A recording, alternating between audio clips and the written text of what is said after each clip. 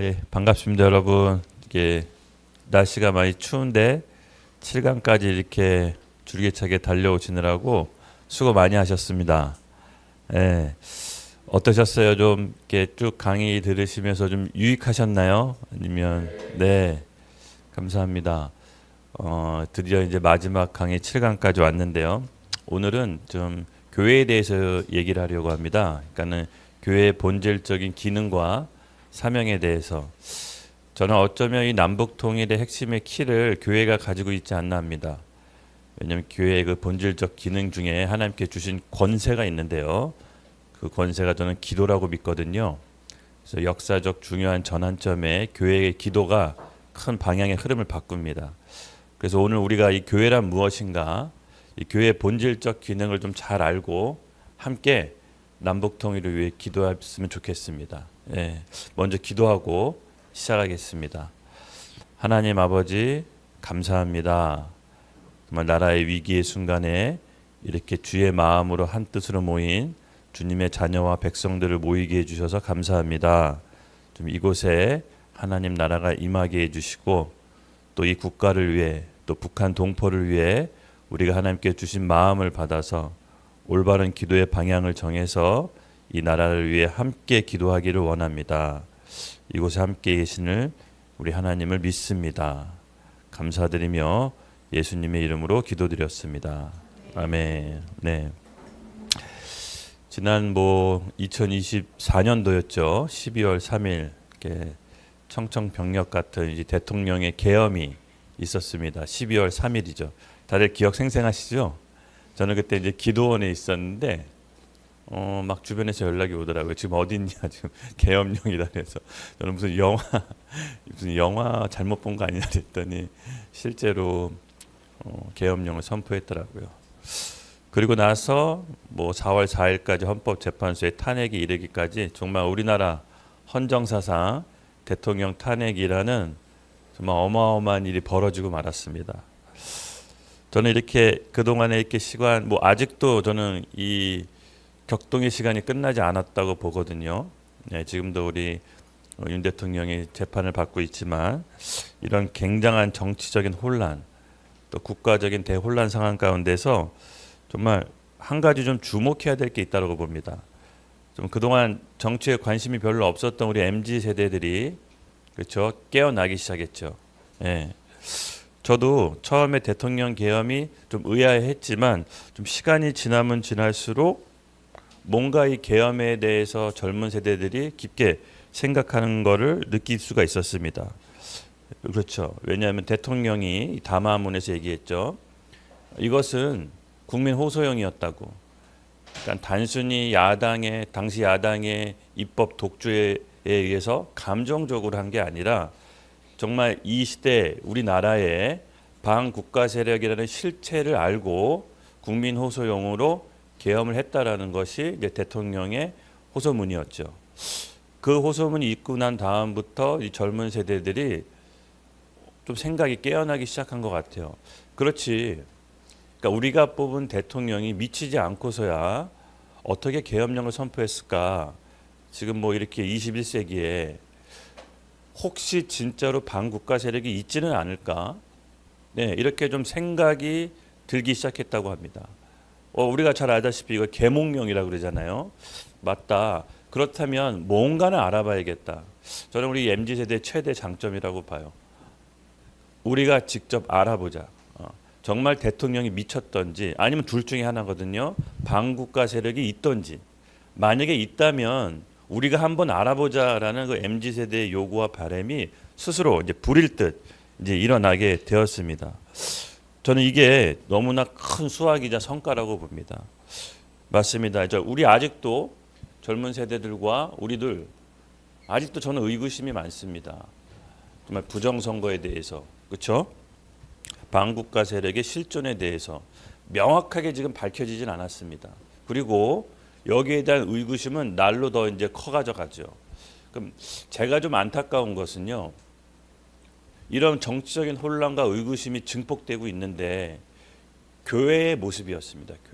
교회의 모습이 좀 안타깝습니다. 실질적으로 이제 목회를 하고 있고 교회를 하고 있는 시점에서 우리 목회, 그러니까 우리 교회에 다니는 성도뿐만 아니라 이 시대 크리스찬 MZ 세대들이 지금 이 상황에 대해서 교회에게 설명을 듣기를 원하고 있다라는 바람들이 있다는 걸 알았어요. 즉, 뭐 대통령이 계엄령이 정치적으로 옳냐 안 옳냐 뭐 그걸 다 떠나서 과연 이 사태에 대해서 성경적 기준으로 젊은 세대들에게 설명을 해줘야 되는데 이것을 정치적 사안이라는 이유로 함구하고 있다는 게 좀 가슴이 좀 아팠어요. 그래서 저는 교회가 스스로의 뭔가의 그런 프레임에 정교 분리 원칙이라는 왜곡된 어떻게 보면 교리에 통해서 스스로의 프레임이 좀 갇혀 있다라고 봅니다. 그래서 제가 오늘 여러분에게 드리고 싶은 말씀은 교회란 무엇인가라는 주제는 교회의 본질적 기능에 대해서 좀 말씀드리려고 해요. 성경적인 기준, 정치적인 어떤 한 입장을 대해서 얘기하는 게 아니라 과연 이 시점에 이런 정치적인 대혼란 가운데 교회는 어떤 기준으로 우리 성도들에게 얘기해 줘야 되는지 저는 교회의 입장이 있어야 된다고 봅니다. 그래야 우리 양들이 헷갈리질 않거든요. 맞습니다, 여러분. 교회의 본질적인 기능. 저는 오늘 이 이분법적으로 교회가 생각하는 이 시대를 좀 탈피해서 올바른 성경적 기준으로 어떻게 이 사안을 봐야 되는지를 좀 말씀드리려고 합니다. 흔히들 교회에서 많이 오해를 합니다. 정치적인 선언에 대해서는 교회가 얘기하면 안 된다라고. 여러분 이게 맞는 말일까요? 정치적인 뭐 얼핏 들으면 그렇게 얘기한 심정은 이해합니다. 심정은. 하지만 엄밀히 들여다보면 북한을 보십시오. 종교라는 것은 국가의 법 질서 아래 종속될 수밖에 없습니다. 그래서 교회가 정치를 외면하거나 정치적인 입장을 얘기하지 않으면 전 반드시 법 테두리 안에 교회가 종속될 수밖에 없다라는 것을 가장 가까운 북한을 통해서 잘 알고 있습니다. 맞습니다, 여러분. 종교와 정치는 결코 분리될 수 없습니다. 분리되었던 역사가 없습니다. 스스로 교회가 이 정교 분리 원칙에 대한 오해가 좀 깨졌으면 좋겠습니다. 제가 이제 이 2주 동안 20일 동안 교회를 비우고 이제 매년 금식 기도를 하고 있는데 지난주 월요일 날 이제 마치고 돌아왔습니다. 그래서 금식 기도하는 동안 책도 좀 많이 보고 좀 소논문을 좀 만들어 갖고 왔는데요. 여러분에게 하나씩 드렸던 게 바로 제가 금식 기도하면서 작성했던 소논문입니다. 정교 분리 원칙과 국가와 교회의 관계를 좀 대략적으로 잘 정리했는데 어렵게 쓰지 않았습니다. 술술술술 읽히게 썼는데 만약 이것을 읽어보시면 누군가에게 다른 사람에게 종교의 자유가 뭐고 국가와 분리 관계가 어떤 것인지 잘 설명할 수 있을 정도로 쉽게 이제 정리를 해놨습니다. 참고해서 보시면 되겠습니다. 맞습니다. 여러분 오늘 이제 교회란 무엇인가에서 교회의 본질적인 기능을 같이 함께 살펴볼 텐데요. 교회의 본질적인 기능을 살펴보기에 앞서 가장 중요한 개념이 있습니다. 바로 하나님 나라의 개념인데요. 이 하나님 나라의 개념이 교회랑 어떤 관계가 있는지를 오늘 좀 설명해 드리고자 합니다. 우리 말씀 함께 같이 읽겠습니다. 사도행전 28장 31절 말씀 함께 읽겠습니다. 시작. 하나님의 나라를 전파하며 주 예수 그리스도에 관한 모든 것을 담대하고 거침없이 가르치더라. 아멘. 이 사도행전의 마지막 구절인데요. 이 구절은 바울의 유언과도 같은 구절입니다. 바울이 가택연금 당했을 때 마지막 썼던 구절입니다. 주목해야 될 것은 하나님 나라를 전파하며 주 예수 그리스도에 관한 모든 것을 담대하게 거침없이 가르치더라. 바울은요 예수 그리스도의 복음만 전한 게 아니라 하나님 나라를 전파했다라고 합니다. 다음 구절 함께 보시죠. 사도행전 8장 12절 함께 읽겠습니다. 시작. 빌립이 하나님의 나라와 및 예수 그리스도를 이름에 관하여 전도함은 그들이 믿고 남녀가 다 세례를 받으니. 사도는 아니죠. 빌립 집사인데 빌립이 이 사마리아 땅에 들어가서 예수 그리스도의 복음을 전함과 동시에 뭘 전했다고요? 하나님 나라에 대해서 전했다고 합니다. 다음 구절 함께 봅시다. 함께 읽겠습니다. 시작. 그가 고난 받으신 후에 또한 그들에게 확실한 많은 증거로 친히 살아계심을 나타내사 40일 동안 그들에게 보이시며 하나님 나라의 일을 말씀하시느니라. 아멘. 예수님께서 죽고 부활하신 다음에 지상에 40일 있었다고 합니다. 근데 그때 어떤 기적을 행하신 것이 아니라 40일 동안 뭘 얘기했다고요? 하나님의 나라에 관한 일들에 대해서 말씀하셨다고 합니다. 그러니까 하나님의 나라에 대한 개념은 생각했던 것보다 깁니다.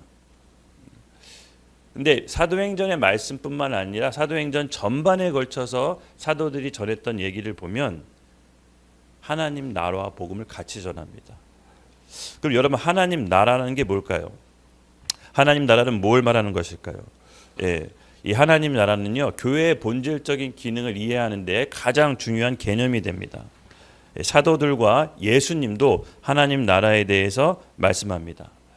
어떻게 보면 이 하나님 나라는요, 이 땅에서의 통치 기구로서의 역할이 있습니다. 이 부분을 간과해서는 안 됩니다. 교회의 본질적 기능은 영혼 구원과 복음 전도 선교가 교회의 핵심적인 본질적 기능과 함께 동시에 사도들과 초대기의 교인들이 전했던 메시지, 하나님 나라와 복음을 같이 전했다라는 겁니다. 이 부분을 우리가 간과해서는 안 됩니다. 그럼 하나님 나라와 교회가 어떤 관계가 있을까요? 맞습니다, 여러분. 하나님 나라는요, 킹덤 오브 갓이라고 하죠, 영어로. 뭐 킹덤 오브 헤븐, 마태는 천국이라고 표현했고 사복음서의 다른 표현으로는 하나님 나라로 나옵니다. 이제 같은 말입니다. 하나님이 통치하고 다스리는 바로 하나님이 주권이 되는 나라를 하나님 나라라고 이제 얘기합니다. 그 교회가 이 하나님 나라의 통치 기구로서의 역할이 같이 있는 겁니다. 그래서 교회는 여러분, 하나님 나라를 이 땅에서 이룬다. 뭐 얼핏 들어보면 또 오해할 수가 있는데, 그렇다면 교회가 정당을 만들자냐, 뭐 그런 얘기를 하는데 저는 그것을 반대합니다. 교회가 정당을 만들어서 직접 정치를 한다는 게 아닙니다. 하나님 나라로서의 통치 기구의 역할이 있다라는 겁니다. 역할이. 맞습니다, 여러분. 국가가 반교회적 또 반기독교적인 법안을 만들면 교회는 선지자적인 통치자 구조의 역할이 있는 겁니다. 거기에 대해서 성경적 기준으로 반대를 얘기하고 성도를 옳은 길로 이끌어야 되는 선지자적인 역할이 통치 기구에서의 역할로 한 부분입니다. 이 흔히들 이제 좌파 쪽에서는요, 하나님 나라의 관점을 절묘하게 잘 캐치를 해가지고 사회 운동 해방으로 엮어갑니다. 하나님 나라라고 해서 이 땅의 해방 전선, 어떻게 보면 중남미에 있는 그 해방 신학을 차용을 해가지고요, 그래 하나님 나라를 이끌어야지, 계급 없는 사회, 초대 교회로 이끌어야지 하면서 교묘하게 이 개념을 활용합니다. 근데 여기서 말하는 하나님 나라의 개념은요, 그렇게 어떻게 보면 인간적인 이상적인 사회를 만들려고 하는 게 아니라 하나님의 법 질서 아래에 있는 하나님 나라를 말하는 것입니다. 그걸 넘어서서 말하는 것이 아니라는 것이죠. 그래서 우리가 국가가 반기독교적 법안을 만들었을 때 하나님 나라의 통치 기구로서의 교회는 선지자적인 역할을 해야 되는 것입니다. 지금 입법기관이 국회에서 수많은 악법들이 만들어지죠. 뭐 대표적인 거 요새 만삭 낙태법, 그렇죠? 뭐 만삭한 애들을 낙태할 수 있는 법안, 그거 말고 뭐 계속 싸우고 있는 차별금지법부터 해가지고 이렇게 반성경적인 법안이 발의됐을 때 교회는 교회 입장이 있어야 되는 겁니다. 이건 정치가 아닙니다. 왜냐? 교회는 머리 대신 그리스도의 몸이기 때문에 머리 대신 그리스도를 따라가는 게 교회의 역할인 것입니다. 그래서 오늘 이 교회가 하나님 나라의 통치 기구로서의 개념이 잘 잡혀 있는 것이 우리 신앙에 굉장히 중요합니다. 왜? 예수님도 그랬고 사도들도 그랬고 복음과 하나님 나라의 개념을 같이 전했기 때문입니다. 말 그대로 하나님 나라는요, 조금 더 이 개념을 좀 살펴보겠습니다. 왕이 다스리는 나라입니다. 왕, 킹덤 오브 갓. 왕이 주권자가 돼서 왕의 생각과 왕의 계획을 본인의 나라에 실현시키는 게 바로 왕국입니다. 바로 이 하나님 나라의 개념을 쓸 때 킹덤을 쓴 겁니다. 성경의 말씀에 따르면요, 이 하나님 나라는요 점진적으로 다가옵니다. 이미 우리에게 왔으나 아직 오지 않은 개념이 이제 적용이 되는데 무슨 말이냐? 당시 유대인들에게 하나님 나라는요, 올 뜻에는요 종말을 뜻합니다. 종말. 그리고 유대인들에게 메시아 사상이 있어서 메시아가 오시면 이 세상이 종말이 온다라고 그 선지서에 뭐 요엘 또 이사야 아모스 선지자가 여호와의 날이라고 해서 하나님의 나라랑 같은 말인데 하나님의 나라가 임하면 이 세상이 종말이 온다라고 생각했습니다. 그런 개념이 하나 있었고 또 하나의 개념이 있었는데요. 하나님 나라의 개념이 바로 메시아가 오면 이스라엘의 회복을 뜻합니다. 예. 당시 유대인이 갖고 있던 하나님 나라의 관념은 이스라엘이 회복. 그러니까 그때 당시에는 로마 식민지를 통해서 이스라엘이 어떻게 보면 식민지를 받고 있었죠. 그래서 유대인들은 하나님 나라에 있을 때 메시아가 오셔서 이스라엘의 가장 전성기인 다윗 왕국처럼 주변 국가가 이스라엘에게 조공을 바치는 이스라엘이 다스리는 그런 하나님 나라를 꿈꿨습니다. 그게 바로 유대인이 갖고 있던 하나님 나라의 개념이었습니다. 그런데 여러분 잘 아시다시피 예수님께서 말씀하시는 하나님 나라는 그런 이스라엘의 전성기의 회복을 뜻하는 것은 아니었습니다. 바로 우리 내면으로부터 임하는 점진적인 하나님 나라를 말합니다. 우리 말씀을 함께 읽어볼까요? 예, 시작. 그때부터 그의 제자 중에서 많은 사람이 떠나가고 다시 그와 함께 다니지 아니하더라. 예. 유대인이 생각하는 방향으로 하나님 나라가 임하지 않자 그동안 예수님 주변에 있던 수많은 제자들이 떠나가기 시작합니다. 왜? 예수님을 메시아로 오셨기 때문에 이 메시아인 예수님께서 로마 제국을 패하고 이스라엘의 왕권을 회복해서 다시 이스라엘의 전성기로 만들 거라고 생각했는데 이상하게 예수님의 행동은 전혀 그런 방향으로 가지 않습니다. 귀신 내쫓고 병자 고치고 막 무리를 걸으니까 왜 이스라엘의 회복엔 전혀 관심이 없으시지? 예. 그래서 침례 요한은요 본인이 감옥에 있을 때 자기가 예수님이 메시아라고 선포했잖아요. 그러니까 본인이 생각하는 방향대로 이스라엘을 회복시키지 않으니까 제자들 시켜서 저분이 메시아가 맞는지 물어보고 오라라고 합니다. 왜냐하면 당시 유대인의 세계관에서는 그로부터 시작된 하나님 나라를 말합니다. 로마서 14장 17절 함께 읽겠습니다. 시작. 하나님의 나라는 먹는 것과 마시는 것이 아니요 의와 평강과 아멘. 즉 하나님 나라는요 성령으로 거듭난 중생한 자들이 우리 안으로부터 시작되는 하나님 나라의 유업입니다. 예. 그래서 이 개념을 당시 유대인은 이해하지 못했어요. 그래서 예수님을 떠나갔죠. 예. 그 다음부터 이 하나님 나라는요 그럼 우리 안에만 임하면 끝이냐? 그게 아닙니다. 실질적으로 종말 때 예수님이 재림하실 때 우리가 받게 되는 유업입니다. 눈에 보이는 하나님 나라가 이 땅에 임하게 되는 겁니다. 그래서 이미 왔으나 아직 오지 않은 개념이 중첩되는 개념입니다. 말씀 함께 읽겠습니다. 시작.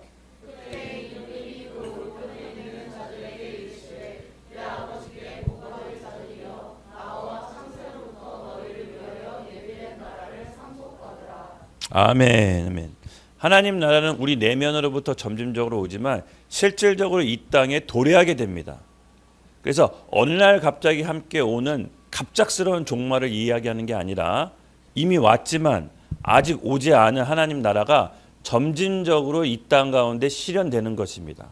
꽤 오랜 기간 지속되는 것이죠. 예, 당시 유대인은 이것을 이해하지 못했습니다. 그리고 하나님 나라는요. 실제적인 영적인 전쟁으로부터 시작됩니다. 즉, 이 땅에 눈에 보이지 않는 세계가 있습니다. 이 세상은 두 세계가 존재하죠. 눈에 보이지 않는 영적 세계와 눈에 보이는 이 물질 세계. 또 눈에 보이지 않는 영적 세계는 또 두 세계로 나눠집니다. 죄와 사망의 법이 다스리는 사탄이 통치하고 있는 세계와 생명과 성령의 법이 지배하고 있는 예수님이 다스리고 있는 또 영적인 세계가 있습니다. 그것이 왜 예수님이 다스리냐고 나중에 또 한번 기회 되면 설명해 줄게요. 왜냐하면 보이는 세계와 보이지 않는 세계 전체를 주관하시는 분이 하나님이시고 생명과 성령의 법을 다스리는 분이 예수님이십니다. 예. 그래서 영적인 세계는 또 이 두 세계로 나눠집니다. 그렇죠. 그래서 예수님이 오셨을 때 하나님 나라가 어떤 거냐라고 했을 때 귀신을 내쫓는 거라고 얘기합니다. 우리 말씀 함께 읽겠습니다. 누가복음 11장 20절. 그러나 내가 만일 하나님의 손에 힘입어 귀신을 쫓아낸다면 하나님의 나라가 이미 너에게 임하였느니라. 아멘. 하나님 나라는 우리 성령을 통해서 우리 내면에 임하지만 실질적인 역사와 능력도 현세에서 맛볼 수가 있는 겁니다. 성령의 내주하시는 그리스도인들을 통해서. 이처럼 하나님 나라에 가면은 개념은 시간과 공간이 함께 공존합니다. 이미 우리 안에 있지만 앞으로 오게 될 실질적인 하나님 나라까지 포함하는 포괄적인 개념입니다. 예. 그래서 결론적으로 말하면요, 이 하나님 나라는 예수님을 구주로 영접한 성령으로 거듭난 바로 우리 크리스찬들을 통해서 그 나라의 역사가 시작되는 것입니다. 그래서 그 나라의 역사는 실질적으로 우리가 성령을 통해서 지금 경험하고 있습니다. 할렐루야. 예. 그래서 여러분, 하나님 나라는요, 점진적으로 오게 됩니다. 이미 우리 안에, 그리고 우리가 모인 이 공동체 안에, 그리고 공동체의 기도와 또 예수 그리스도가 이 땅에 재림하실 때 실질적으로 새 예루살렘 성, 요한계시록에 표현되어 있죠. 새 하늘과 새 땅이 이 땅에 임하게 되는 겁니다. 우리 계시록 21장 2절에 함께 읽겠습니다. 시작.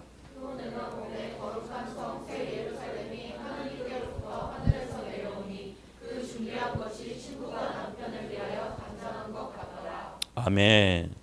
하나님 나라에 대한 개념을 이렇게 짧게 대략적으로 살펴봤습니다. 그럼 이제 하나님 나라와 교회와의 관계를 좀 말해보겠습니다.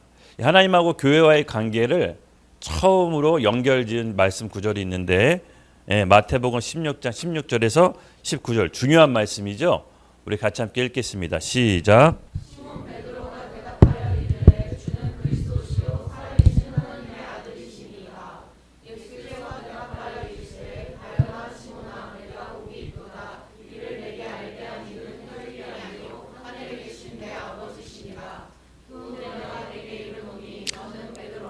내가 이 반석 위에서 교회를 세우리니 음부의 권세가 이기지 못하리라. 내가 천국 열쇠를 내게 주리니 내가 땅에서 무엇이든지 매면 하늘에서도 매일 것이요 내가 땅에서 무엇이든지 풀면 하늘에서도 풀리리라 하시고. 아멘. 굉장히 중요한 말씀입니다. 교회의 탄생이 어떻게 이루어졌는지 나타나 있습니다. 또 그리고 그 교회에게 주어지는 권세가 무엇인지 나타나 있는 구절입니다. 이 하나님 나라와 교회의 연관성이 첫 번째로 나타난 구절인데요. 여러분, 예수 그리스도를 고백한 그 고백 위에 예수님께서 내 교회 세우겠다고 합니다. 근데 그 교회에 천국 열쇠를 주는데 묻고 푸는 권세가 그 교회에게 주어진다고 합니다. 실질적인 하나님 나라와 교회의 관계가 이제 본격적으로부터 풀어지기 시작하는데요. 바로 교회가 이 보이는 세계와 보이지 않는 세계 중간에 연결짓는 브릿지, 다리 역할을 합니다. 즉 아까도 얘기했지만 성령으로 거듭난 중생한 우리가 모여서 공동체를 이룬 것이 교회고, 그 교회에게 주신 권세가 뭐냐? 묻고 푸는 권세입니다. 이것이 바로 기도입니다. 교회의 통치 기구리스 역할 아까 많이 우리가 살펴봤죠. 뭐 선지자적 역할도 있고 사회 참여도 있고 봉사도 있고 여러 가지 통치 기구의 역할이 있지만 가장 핵심적인 통치 기구의 역할은 기도입니다. 그래서 이 보이는 세계에서 우리 믿는 자들의 성도의 기도가 보이지 않는 세계에 임팩트를 가하면 이 땅의 현실로 펼쳐지는 권세를 바로 교회에게 주신 겁니다. 유일하게 교회에게만 있습니다. 그래서 여러분, 우리 믿는 자들의 기도가 역사의 흐름을 바꾸는 사례는 너무나도 많습니다. 이따가 대표적인 두 사례만 제가 좀 살펴볼 텐데, 그래서 우리 중요한 말씀 구절이 바로 이 구절입니다. 18장 마태복음 18절 19절 함께 읽겠습니다. 시작.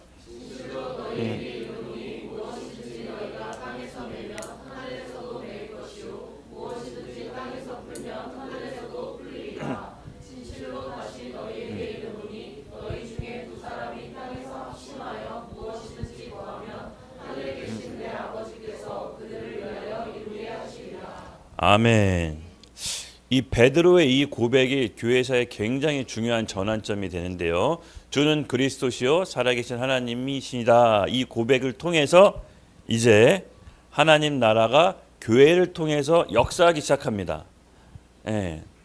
교회 시대 이전에는 하나님이 언약 맺은 백성을 통해서 하나님 나라를 이 땅에 실현시켰는데 이제 신약의 시대에 이르러서야 비로소 성령 받고 구원받은 우리 교회를 통해서 하나님의 통치 기구의 역할이 시작되는 대전환점을 맞이하게 되는 것입니다. 바로 교회가 그렇기 때문에 너무 중요합니다. 그래서 어쩌면 이 국가의 문제와 남북 통일의 문제의 핵심 키는 열쇠는 전 교회에게 있다라고 믿습니다. 왜냐? 성경에 근거한 약속이 교회에게 있기 때문에 그렇습니다. 그래서 오늘날 우리 올바른 교회론이 너무 중요합니다. 저는 우리 한국 교회가 위기라고 합니다. 그리고 신앙의 위기라고 얘기하지만 저는 그 위기는 교회론의 부재로부터 시작됐다고 봅니다. 교회가 뭔지 모르는 것이죠. 교회가 어떤 엔터테인먼트 산업처럼 돼서 영적인 서비스를 제공하는 것처럼 돼버렸습니다. 아닙니다, 여러분. 교회는 하나님의 임재를 경험하는 것입니다. 교회는 기도하는 곳입니다. 교회는 영적인 힘을 얻는 것입니다. 교회는 이 영적인 힘을 통해서 하늘과 땅에 풀어지는 권세, 통치 기구로서의 역할을 유일하게 하나님께서 교회에게 허락하신 겁니다. 네. 그러므로 저희가 여러분이 하는 기도가 너무 중요하겠죠? 네, 저는 비장한 각오로 여기에 섰습니다. 네. 제가 이따가 좀 광고 시간에 얘기할 텐데요. 여러분 우리가 진짜 지금 나라를 위해 기도할 때입니다. 네. 지금 기도하지 않으면 막 후회할 것 같다는 느낌이 들어요. 그래서 저희가 이제 MG 나라 사랑 MG 기도회를 한 달에 한 번 하거든요. 왜냐하면 우리 청년들은 아직도 의문심이 많습니다. 지금 이 사태에 대해서 이 엄청난 혼란에 대해서 교회로서의 입장이 필요합니다. 성경적 그 기준으로서 뭐라고 설명을 해줘야 되는데 저는 그 선지자적인 역할이 교회가 꼭 해야 될 일이라고 믿습니다. 그래서 이 시간 동안 저희가 우리 교회에 대한 마음이 좀 풀어지고 또 교회 통치 기구로서의 역할을 다시 한번 생각해 보는 시간이 되었으면 좋겠습니다. 아멘. 예, 이제 예수님을 주로 고백한 그 공동체 안에서 하나님의 통치 기구로서의 교회가 이제 역할을 하기 시작합니다. 이제 교회라는 단어의 원어를 좀 살펴볼게요. 계속해서 지금 교회의 통치 기구로서의 역할을 살펴보는데 헬라어로 에클레시아라는 단어 많이 들어보셨죠? 네, 에클레시아라는 단어를 씁니다. 근데 이 에클레시아라는요, 황제가 본인의 생각, 본인의 계획, 그 황제 본인의 영토의 뜻과 계획을 펼치기 위해서 입법 기관을 에클레시아라는 단어를 썼습니다. 헬라어에 시나고겐이라는 종교 모임 단체가 있는데 교회라는 단어를 쓸 때 에클레시아라는 썼습니다. 의미가 있죠. 즉 교회는 영혼 구원과 복음 전파 선교뿐만 아니라 하나님의 뜻과 생각을 이 땅에 실현시키는 통치 기구로서의 역할이 함께 있다라는 것이 간과해서는 안 됩니다. 저는 오늘날 교회론의 부재가 바로 이 부분에 대해서 시작됐다고 봅니다. 한국 교회는 선교와 복음 전도에 많이 그동안 또 성장을 했고 역량을 투입했지만 이 통치 기구로서의 역할, 그렇죠? 하나님 나라에서의 선지자적인 역할에 대해서는 정치적인 정치적인 이유로 많이 어떻게 보면은 좀 터부시 되었습니다. 하지만 저는 이 부분이 올바른 성경적 관점으로 다시 되살아나야 된다라고 믿습니다. 예. 그래서 여러분 교회라는 것은 어떻게 보면 하나님의 뜻과 생각을 전 지구적으로 펼칠 수 있는 곳이 바로 유일한 곳이 교회인 것입니다. 예. 과거 이 교회사를 살펴보면 제가 이제 논문에도 넣었지만 교회가 세속 정부와 결탁해서 부패했던 때가 있습니다. 예. 그때의 부패가 좀 심했어요. 예, 사실은. 그러면서 정교 분리라는 대원칙을 만들었거든요. 예. 이것은 뭐냐면요. 교회가 함부로 개인의 자유와 또 종교 활동에 대해서 침해할 수 없음을 얘기한 겁니다. 또 반대로 또 교회는 정부의 일에 관여하거나 침해할 수 없다라고 서로 간에 어떻게 보면 보호 협력처럼 체결을 맺은 겁니다. 예. 정부가 교회 일에 관여할 수 없다면 교회도 정부 일에 관여할 수 없게끔. 근데 한국의 현실은 그렇지 않습니다. 희한하게 교회는 정부의 일에 대해서 관여하지 못하는데 정부는 교회에 대해서 이래라 저래라 코로나 때 극명하게 드러났습니다. 여러분 코로나 때 어떻게 보내셨는지 모르겠지만 지나고 나니까 엄청 당한 것 같아요. 그땐 뭘 몰라가지고 막 전염병에 죽는다 그래서 시키는 대로 했는데 지나고 나니까 이건 아니었잖아. 이제 스스로 이제 자각이 들기 시작합니다. 왜냐? 저 아직도 기억이 제가 논문에다 담았지만 정세균 그 국무총리 당시 방역 지침에서 발표했을 때 다른 쇼핑몰이나 다른 다중 이용 그런 매체를보다 똑같은 조건으로 하지 않고 교회만 굉장히 편협해서 방역 지침을 강하게 내렸습니다. 제가 논문에도 한국 교회 법원의 사례와 미국 교회 법원의 사례를 비교해서 넣어놨는데 한국 교회는요 공공의 이익이라는 이유로 교회에 대한 편파적으로 통계를 조작해서 예배를 못 드리게 했는데 미국도 똑같은 상황이 일어났었더라고요. 미국도 똑같이 뭐 쇼핑몰이나 다른 대쟁 매체보다 교회에 대해서 예배 제한을 더 강화했는데 미국 법원의 판단은 국가가 종교의 자유를 침해할 수 없다라고 해서 교회의 손을 들어줬고요. 한국은 국가 손을 다 들어줬습니다. 법원. 그러니까 우리가 무엇이 옳고 그른지 성경적 기준으로 명확히 서 있지 않으면 그냥 흘러가는 대로 당하는 거예요. 흘러가는 대로 당하는 거예요. 그래서 이 사례를 보면 여러분 굉장히 재밌을 겁니다. 그래서 우리가 오늘날 교회론의 부재라고 하는 것은 교회가 하나님께 부여받은 통치 기구로서의 권한이 부재라는 것을 좀 얘기하는 겁니다. 그래서 여러분 우리 교회가 하나님께 부여받은 그 통치의 권한을 우리가 잘 오늘 새깁시다. 아까도 얘기했지만 교회가 정당을 만들어서 정치하자는 얘기가 아닙니다. 저는 그것을 반대합니다.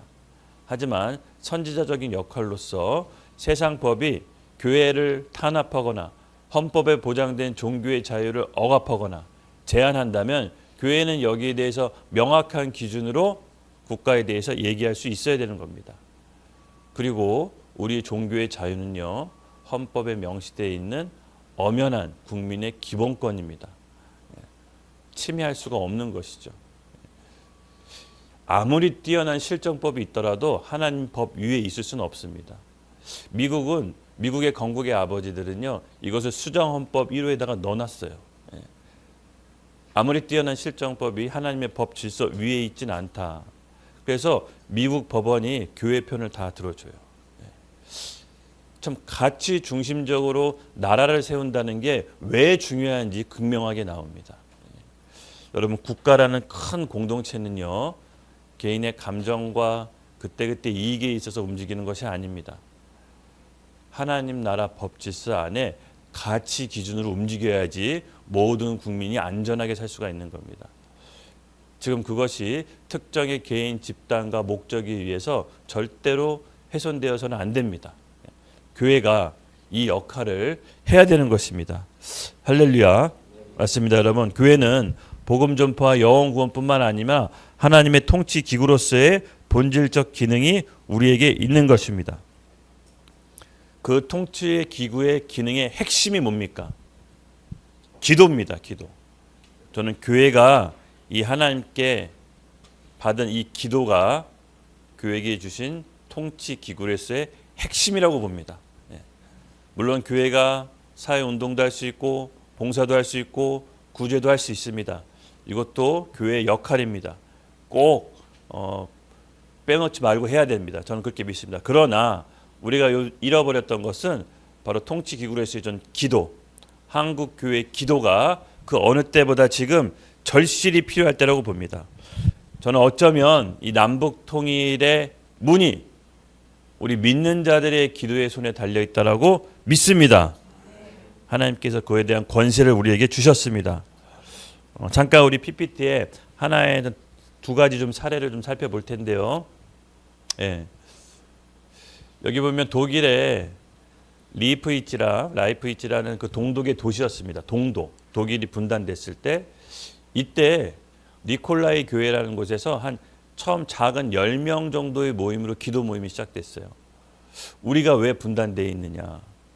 우리는 통일을 원한다라고 하나님께 호소드리는 작은 기도가 월요일부터 시작되기 시작했습니다. 그래서 이게 매주 이어지다 보니까 사람이 조금씩 불어났어요. 이 교회 모습인데 사람들이 이제 이렇게 이제 모인 거죠. 그러다 보니까 독일 정부가 사람이 불어나니까 이 기도회를 폐쇄시켜 버렸어요. 근데 폐쇄시키자마자 사람들이 더 불어나기 시작했거든요. 그리고 7만 명이 움집해서 촛불 평화 시위를 하게 되었습니다. 작은 10명으로 시작된 기도 모임이 기도의 불이 번져서 독일의 통일을 위해서 기도하기 시작했습니다. 한 교회였습니다. 한 교회. 그리고 한 달 후에 베를린 장벽이 무너지고 통일을 이룹니다. 여러분, 아까 우리 하나님께서 받은 말씀이 뭐였죠? 많은 사람이 아닙니다.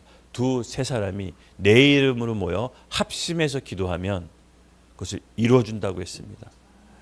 그리고 베드로의 고백 위에 천국 열쇠를 주고 그 천국 열쇠를 통해서 묶고 푸는 권세를 교회에게 주셨습니다. 예. 여러분, 교회의 힘을 간과하지 마십시오. 기도의 힘을 간과하지 마십시오. 예. 이런 역사적인 큰 흐름이 있었지만 더 거슬러 과거에 미국의 남북전쟁 때 링컨 대통령이 전 국가적으로 금식 기도를 선포합니다. 우리 같이 함께 이 기도문을 좀 읽을 필요성이 있습니다. 저 이거 읽고 몇 번 뭉클하면서 좀 울었는데 우리 같이 함께 읽어볼까요? 시작. 링컨 대통령의 인간과 국가에 전능하신 하나님이 지고한 권위와 정의로운 통치를 경건하게 인정하면서 미국 대통령에게 국가적 겸비와 기도의 날을 지정하도록 요청하기로 결의했습니다. 하나님의 절대적인 권능을 의지하는 것과 진정한 회개는 하나님의 자비와 용서를 가져온다는 확실한 희망을 갖고 겸허하게 죄를 고백하는 것과 성경에 기록되어 있고 모든 역사가 증명하듯이 여호와를 하나님으로 섬기는 나라만 축복받는다는 숭고한 진리를 인정하는 것이 국가와 개인의 본분이기 때문입니다. 하나님의 거룩한 법에 따라 국가도 개인처럼 이 세상에서 징벌과 책망을 받는다는 것을 우리는 알고 있습니다. 지금 이 나라를 화팽시키는 남북전쟁에 참하는 우리의 교만한 죄로 인해 부과된 형벌이요, 전 국민이 하나가 되어 국가개혁을 달성하라는 하나님의 채찍질로 받아들이는 것이 마땅하지 않겠습니까? 미국은 하나님이 내려주신 최고의 축복을 누려왔습니다. 우리는 오랫동안 평화와 번영을 구가했습니다. 우리의 인구와 국부와 군력은 다른 어떤 나라들보다 더 크게 성장했습니다. 그러나 미국은 하나님을 망각했습니다. 우리의 평화를 보존해 주시고 인구를 증식시켜 주시고 부유하게 해주시고 국력을 증강시켜 주신 하나님의 은혜로운 손길을 우리는 잊어버렸습니다. 미국은 이 모든 축복이 우리 자신의 뛰어난 지혜와 힘의 산물이라고 착각하고 헛된 자만심을 품었습니다.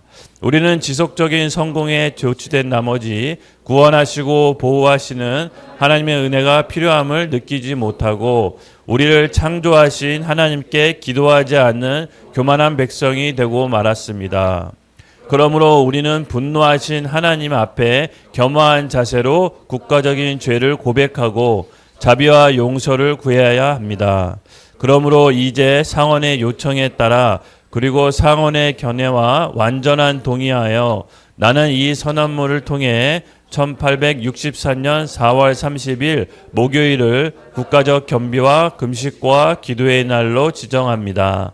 그리고 나는 모든 국민들이 평상시에 세속적 업무를 중단하고 한마음이 되어 예배당과 각자의 집에서 이 날을 하나님 앞에 거룩한 날로 지키며 이 엄숙한 날에 적합한 종교적 의무를 겸손하게 수행하는 일에 헌신할 것을 요청합니다. 진실한 자세로 이 모든 것을 행한 다음 국민이 합심하여 부르짖는 기도는 하나님께서 상달되어 축복으로 응답받을 것이며 이 백성 전체의 죄가 용서받고 지금 분열되어 고통당하는 이 나라가 평화와 화합으로 행복하던 이전 상태로 회복될 것이라는 성경의 가르침에 근거한 희망을 품고 겸손하게 안식을 취하도록 합시다. 본인이 이 선언문을 증인으로서 문서에 손을 얹고 미국의 국세를 찍었습니다. 주 1864년에 그리고 미국 독립 87주년 되는 해 3월 30일에 워싱턴시에서 선포하다. 아브라함 링컨 미국 대통령에 의해. 네, 뭐 성경 말씀은 아니지만 아멘이란 말이 절로 나오죠. 네, 맞습니다, 여러분. 남북 전쟁이라는 참화 속에서 이 국가적인 겸비의 금식 기도를 선포한 링컨 대통령은 이 다음에 남북 전쟁을 승리를 이끌고 미국을 통일시킵니다. 물론 물리적인 군사력이 절대 열세였습니다. 북군이 처음에는. 그러나 미국의 남북 전쟁은 하나님 편을 서는 쪽에 하나님이 손을 들어줬습니다. 이 기도의 힘을 절대 간과해서는 안 됩니다. 당장 우리의 기도가 무슨 일이 일어나겠느냐? 아닙니다, 여러분. 기도는 시간차를 두고 응답될 수가 있습니다. 그래서 우리 믿는 자의 권세, 통치 기구의 역할이 바로 교회에 있다라는 것입니다. 저는 우리가 지금 대한민국을 위해서 그 어느 때보다도 기도의 때인 줄로 믿습니다. 예. 이걸 읽으면서 정말 링컨 대통령의 뜨거운 마음도 전달됐지만 북한 동포 생각이 너무 많이 생각나고 또 우리 대한민국의 현실이 너무 많이 생각났습니다. 여러분 북한 동포에 대해서 진지하게 고민해보고 생각해 보신 적이 있나요? 링컨 대통령은요 같은 동족도 아니에요. 그러니까 피부색이 다른 사람을 하나님의 형상인 인간이 피부색이 다르다는 이유만으로 노예로 삼을 수 없다라는 한 사람의 양심의 반응에 의해서 시작됐습니다. 여러분 전쟁은 나쁜 것입니까? 전쟁하면 악한 건가요? 아닙니다, 여러분. 아닙니다. 전쟁을 통해서 하나님의 뜻과 의를 이룰 수가 있습니다. 물론 이렇게 얘기하면 논란의 소지가 많겠지만 성경의 역사 보면 늘 전쟁의 역사였고 하나님께서는 하나님 편에 섰을 때가 선한 것입니다. 선과 악은 우리의 판단 기준으로 있는 것이 아닙니다. 하나님께서 전쟁을 통해서라도 영혼을 위해 노예를 해방하는 것이 선이라면 우리는 전쟁을 두려워해서는 안 되는 겁니다. 그것을 통해서 미국은 해방받았죠. 남북이 통일되고 초인류 강대국으로 발돋움합니다. 저는 하나님이 이때를 미국의 이때 역사를 하나님이 산 제물로 받으셨던 것 같아요. 미국이 괜히 초인류 국가가 된 게 아니죠. 마찬가지로 여러분 대한민국을 생각해 봅시다.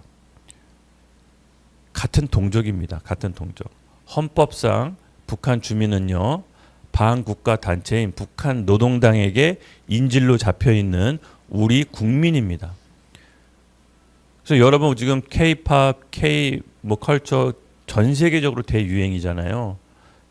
올해 우리 일본 갔더니 한국 사람이란 이유만으로 일본 사람들이 엄청 좋아하더라고요. 일본 홋카이도 선교 갔다 왔거든요. 단기 선교. 아니 우리나라가 약간 이렇게까지 일본보다 앞섰나? 그러니까 일본 사람들이 이건 진짜 거짓말 조금도 보태지 않고 우리나라 선진국에서 온 사람처럼 대하더라고요. 그래서 밥 먹는데 한국말로 막 얘기했더니 일본 그 청년들이 와서 한국말 자기도 어설프게 나한테 막 건네더라고요. 우리들한테. 한국 가고 싶다. 한국에서 밥 먹고 싶고 한국 남자친구 만들고 싶다. 뭐 이렇게 계속 이게 막 그래서 이렇게 한국 남자들 굳이 한국 자매들만 보지 마시고요. 이렇게 한번 다각도로 한번 보세요. 그만큼 우리나라가 여러분 이제는 당당한 나라가 되었습니다.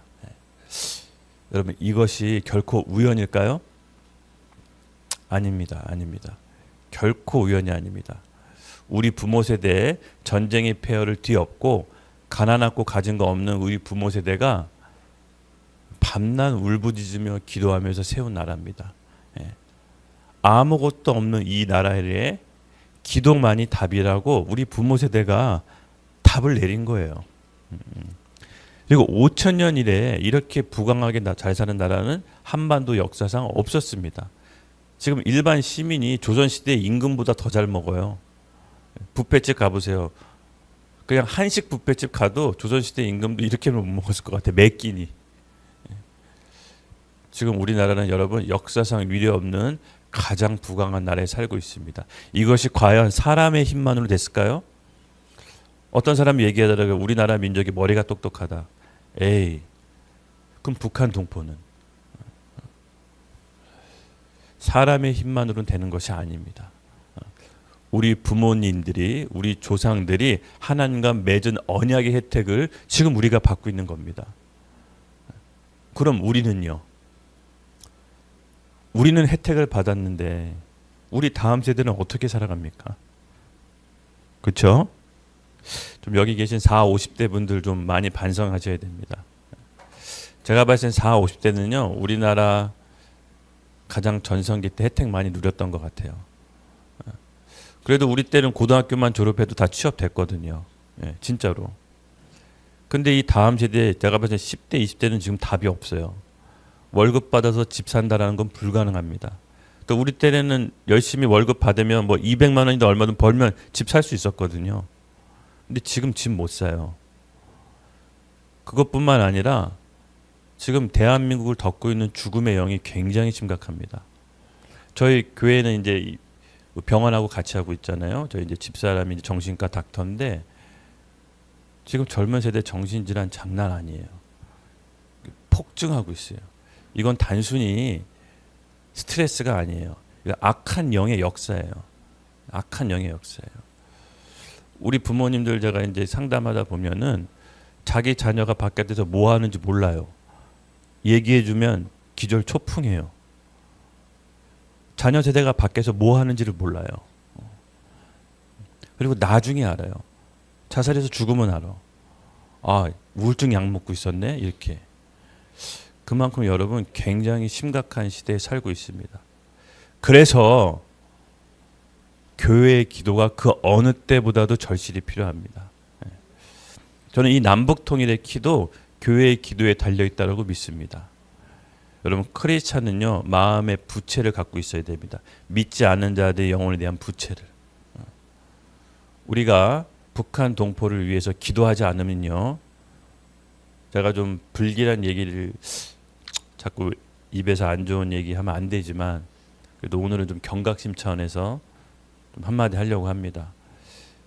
교회가 기도하지 않는 책무를 다하지 않으면 저는 우리 남한도 적화된다라고 봅니다. 적화된다고 봅니다. 지금 그 길로 가고 있지 않습니까, 여러분? 느껴지고 계시죠? 예. 맞습니다, 여러분.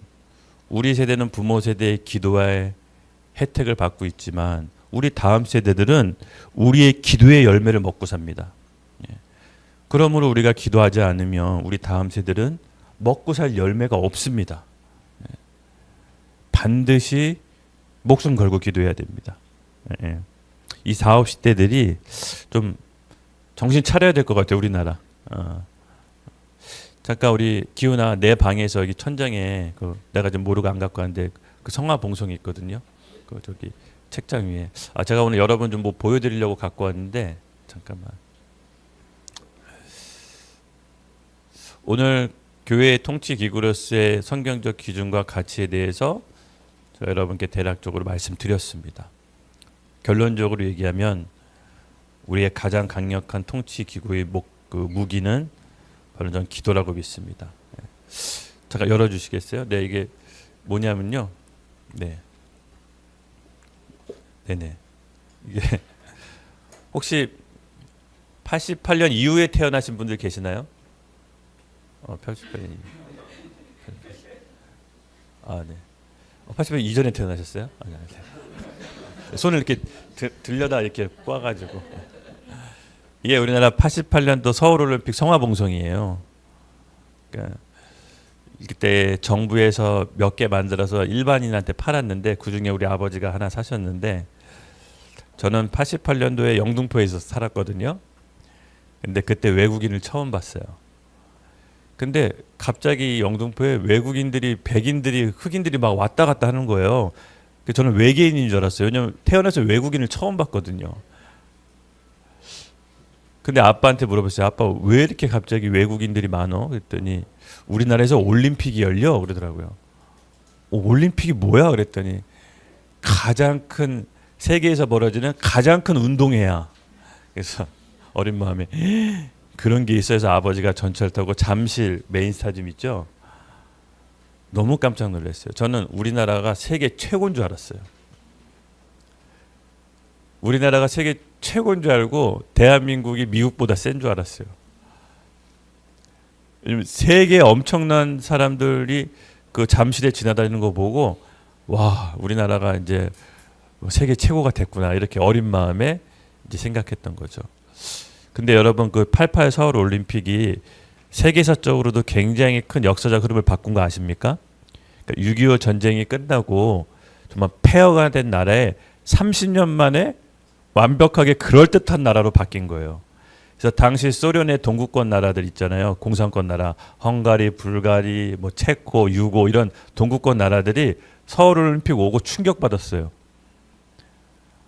아니 소련의 위성 국가에 우리는 이렇게 가난하고 힘든데 뭐야 이렇게 미국에 의해서 해방받았다라는 식민 지배받았다는 대한민국이 어떻게 이렇게 발전했지? 충격받은 거예요. 우리 속고 살았다. 그리고 88 서울올림픽 이후로 소련의 동구권 나라 있죠. 다 해체돼요. 아, 속았다. 그러니까 결정적인 역할이 88 서울올림픽이었어요. 그때 우리나라 와서 그런 나라들이 충격을 받았어요. 그때 이 성화봉송을 아버지가 하나 사셔서 저는 이제 삼형제인데 저희 큰형하고 작은형인데 큰형 작은형 아주 절 주더라고요. 그때 당시에 너무 쓸모가 없어서 진짜 이거 어디다 팔아버릴까 했는데 지금 생각해 보니까 아버지가 주신 의미를 곰곰이 생각해 보니까 이게 우리 부모 세대가 봤던 기도의 불을 우리 다음 세대에게 주신 영적인 의미가 있더라고요. 기도의 불. 맞습니다, 여러분. 제가 이거를 보면서 느낀 게 한국은 기도로부터 나라가 시작됐어요.